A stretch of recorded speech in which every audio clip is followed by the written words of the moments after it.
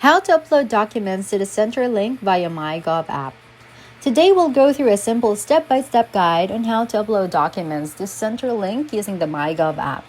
Uploading documents via the app is convenient and secure. Just make sure your files are clear and in accepted formats like PDF or JPG. Start by opening the MyGov app. If you haven't already, download it from your device app store and log in with your credentials.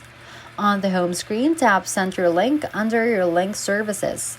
You may need to enter a security code to proceed.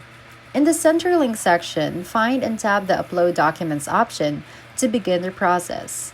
Tap Add an Account and choose whether to take a photo or select a file from your device.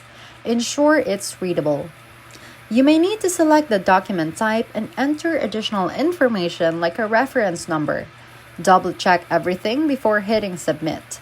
You'll receive a confirmation once it's been uploaded successfully. Keep your app updated, use a reliable internet connection, and make sure the file types are supported.